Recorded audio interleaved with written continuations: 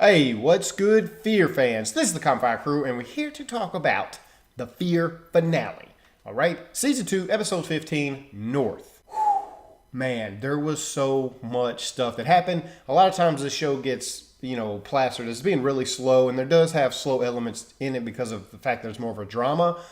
But this episode wasn't like this. This was 2 episodes in one. So many things happened. I'm still not even sure how I feel about all the moments. I'm still kind of collecting. A lot of shocking things happened. We're going to get into it, so let's wait no further. We're going to move through these moments. We got several moments we're going to talk about, and we're going to do it pretty quick. So let's just go ahead and get started. Nick, very beginning, he's there to make a deal. Sneaks out a little spot, takes the oxy, dips. Look, how used is Nick to doing this? Breaking in somewhere, stealing some drugs, and dipping out. Very, very at home for this guy, I like to feel. He's very comfortable. Rolls up to the gas station, rolls up to the grocery store, and I love how he opens up. He's just like, this. That was Nate. Knows I'm shooting a video right now. Anyway, I like how Nick pops up at this grocery store right out the bat. He's just like, I know you found us. Here's all the oxy. Here it is right here. Let's make a deal.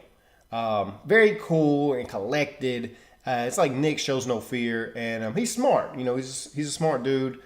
Trying to make deals like, look, payments every time or deliveries on time once a week. So you leave you alone. We can work in harmony here. The guy was like, I don't need you. You see the guy over there? He's running all the drugs, this, that, and the third. And gringo, go back, tell your people we coming to kill y'all and take over. Madison runs into the Douche Brothers. And as they're telling their story, she kind of starts to realize these are the guys that Travis talked about. These are the guys that was with Chris. And when she finds out they say Chris is dead, she starts to worry. She immediately tries to figure out, what do I do? She talks to Strand. He's like, listen, Travis, if he doesn't have something to live for, what's he going to do? So she tries to move them out. In this moment, I didn't actually think Chris was dead. I'm thinking to myself, the show has changed from what we're used to with The Walking Dead. The Walking Dead, anytime someone dies, it's very clear they're dead, except for Glenn. And they put you right there in that moment and let you experience it. And this time, we weren't sure what was going on with Chris. Still wondering what's up with that. Alejandro gets bit by the infected. Kind of saw this coming, but I did like how, you had the infected kind of wake up. I was hoping there might be a little bit more, but at any rate, Nick flips over the balcony. The walker bites this dude's nose off, bites the lady's finger off. I was like, oh my goodness. And Nick just kind of goes, let me put my thumbs in your eyeball sockets and squeeze your brain that way. One of the best infected killers that we've had in this show for sure. Well, I just want to say, I called it. Alejandro is not immune, and he did get bit by the boy he was trying to rescue. I just want to say, go back a couple videos, you'll see that I pointed that out. I said he probably got bit by the boy. Alejandro explains to Nick about him getting bit. Now, you can't help from thinking, this kind of sounds iffy. Not only is it possible that the person that bit him was the actual guy he was trying to help, the druggie, who wasn't actually infected but seemed to be. He could have been the one that bit him, and it's also possible that this whole thing is just a hoax. He just basically came up with this whole idea to get these guys to follow him. I don't know about you, but I don't believe there's immunities in the apocalypse. And that was the case. And when he got bit, he was nervous. Nick pointed it out, was able to tell him about it, and yeah, that's it, guys. Alejandro is a big load of crap. Over to Ophelia. She opens up this episode actually kind of going Sarah Connor on some infected. It was pretty dope. She handles her business. Anyway, she's out wandering in the desert, not sure what's going to happen to her. Then all of a sudden she starts getting shot at. I mean, people in this world, they just shoot first and ask questions later. Sometimes they shoot first. Don't even ask questions. Just like, maybe they're bored and they just want to shoot at something. Shoots at Ophelia. She hides. And in walks Dayton Callie. Okay, really good actor. He's on Deadwood, and I recognize him from Sons of Anarchy. He was a sheriff on that show. I think he's going to be a really good addition to this cast next season. So curious to see where that storyline develops into. Travis, smash. Travis, mad. And why wouldn't he be mad? Okay? It's so interesting. As he's asking these questions, these guys are giving him different answers, and all of a sudden Travis realizes it, and he locks the door. And Travis goes in full-on crazy mode. I mean, he beats 3 people, not 2. He actually kills 3 people with his hands. I mean, dude just slamming people's heads in the doors, throwing them through things, and just kills 3 guys in crazy mayhem over what happened to Chris. And you know what? As a father, I can't blame him. He did what I would have done, but it was Chris. But unfortunately, it's sad that we did lose Chris the way we did, off screen, unable to see it, just see like a flashback of what happened to Chris. You know, Chris is one of those characters you just kind of irritated you the way he was being, but we were kind of hoping that he would have this really great story arc. Unfortunately, it looks like he's just a stepping stone in the creation of Travis to become something hopefully awesome. Travis broke the rules, so Travis gots to go. The only problem, okay, this is the one big gripe I had out of this entire finale, and that was that Hector completely loses his stuff and just flips out on Travis, right? He is so mad at Travis, wants to kill him, wants to put him down. He's just angry. And it does not make sense. If y'all remember, Hector was the one who was being held hostage by Oscar, the groom, right, and his people. And now he's upset that Oscar got his head bashed in. I get it. You know, you're not vicious, and I understand being upset that somebody, that another human gets killed. And, you know, Oscar was a good dude. We didn't want to see him get his head smashed in by a door.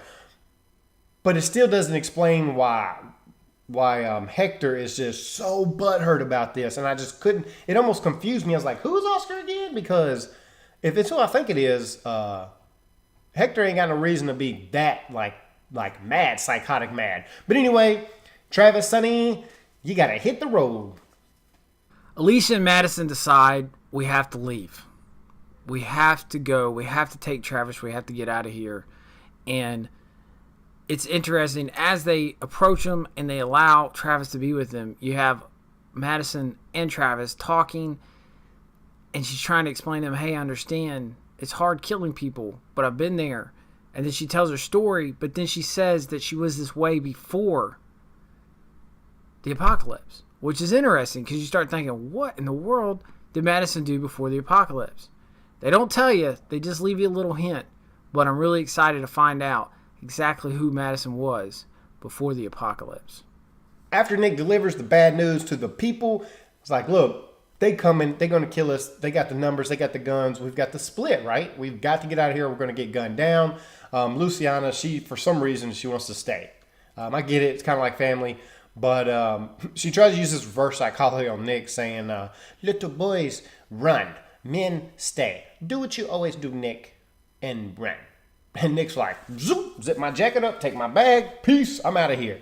So he dips out, puts the blood on, looks out in the distance, sees a helicopter across the border, landing and taking off.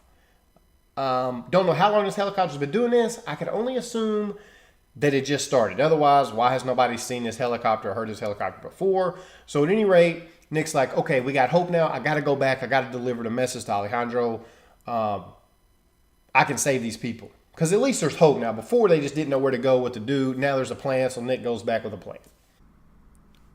The character who I have grown to love even more, probably more so than I thought I would this season, Alicia, comes to the rescue again. When they're about to kill Travis, what does she do? Butterfly knife, in the throat. Well, actually it was in the chest. But, come on, that was awesome. I was excited to see Alicia do this. It was her first human kill. And it was obviously tough on her. You could see the look on her face. She was having issues with it. But Alicia did what she had to do. We weren't sure about Alicia. Weren't sure if she was going to be able to make it in the apocalypse just back in season 1. But she has managed to become one of the great characters. And they knew they had to run. They went on their way. But then Strand decides, I'm not coming with you. And it was kind of frustrating because I'm thinking, Strand, what are you doing? But as it turns out, it sounds like we're going to see more of Strand next year. And we're going to see him there. I'm excited about that. Excited to see what's going to happen with Strand. Now that Nick has gotten back, he's talking to Alejandro, and he's like, look, man, you know, you're a fraud. You've led these people so far. Let your people go, okay? They have a nice little moment where Nick's kind of like, smashing up the drugs and shooting up Alejandro and talking to him and convincing him, man, you've got one last good thing you can do. You can go out a hero. Let the people go. They will listen to you. Really good moment. The one thing that I am glad about is like Nick showed no signs of even being interested or tempted by any of those drugs. And that shows how far Nick has come. Like Nick's really have stepped up and evolved in this world. And I do think this world is his new drug. And I'm okay with that because it gets him away from the other drugs that messes with his mind. So I don't know. It was a very good scene, powerful scene, emotional scene overall. In one last-ditch effort for Alejandro to make a difference in protecting his people, he's still there. He crawls through as the militia dudes are running through there trying to try to figure out how to take this place. Alejandro climbs in the bus, drives the bus through, opening the wall and releasing all the zombies in on those people. I thought that was awesome. You know, I love that kind of last stand ditch effort by him to do what he did, which even though the guy kind of ran a cult under a lie, Alejandro, you did good. Nick leads out the people. This was also a good scene. You see him walking through the town. They're in the group. I know we've said it before. We'll say it again. It just kind of gives you a mindset. It's like, oh, these are the Whisperers. You know, I know that's not the case. You know, at least they haven't hinted towards that really at all. But they're walking. They're covering blood. And it's kind of an uplifting scene. I really like seeing Nick in the forefront. He was very anxious. Like even when he was talking to Alejandro, I'll lead them out, and Luciana, we'll do it together. You know what I'm saying? Like he is stepping into this role as a leader, and I absolutely love it. Alicia finds Alejandro as she goes and does what she is told not to do. She still manages to kind of come in there. They find Alejandro. He's laying there. You know, he's in his mind. He's thinking, oh no, there's more white people. Apparently, now I know he has to be related to Nick, right? No, I'm just kidding. I know that's not the case. But she talks to him. They're trying to communicate. And Madison talks and realizes that, you know, hey, where's my son, Nick? He tells him, and he kind of points him in the right direction. And we're kind of left knowing that they know which way Nick went. And there's also this kind of weird tension between Alicia and her mom because it felt like her mom has given up on Nick and was finally ready to put that away. But unfortunately, it looks like that's not the case. Too bad for the feel-goods, right? Because I thought the season was going to end borderline hopeful. No. The military comes in at the border and just starts gunning people down, right? Like there's kids, there's women, there's old people. Not a threat at all. There's a few people with guns. And the military I'm assuming this is the military. They were dressed like military. And just start gunning people down. They shoot Luciana. I don't think she's dead. I mean, she wasn't at the end anyway. So it didn't look like it was fatal. But then they throw them down. They gun them like, what in the world? Man, they guard the border. They don't guard the border that hard now. And this during the apocalypse. Look, is there a time when humanity can come together as one? It's got to be during the apocalypse, right? Because now at this point, for the most part, it should be alive people versus dead people. And if you got the military, you've got the upper hand, you got the element of surprise. I just didn't understand. Like, they didn't even say nothing. They started gunning people down. Not sure what's up with people in this world, man. They just all about shoot people. They got the old guy guarding the border over there from Luciana in the middle of nowhere, and then they trying to cross. Dude, they not letting people cross.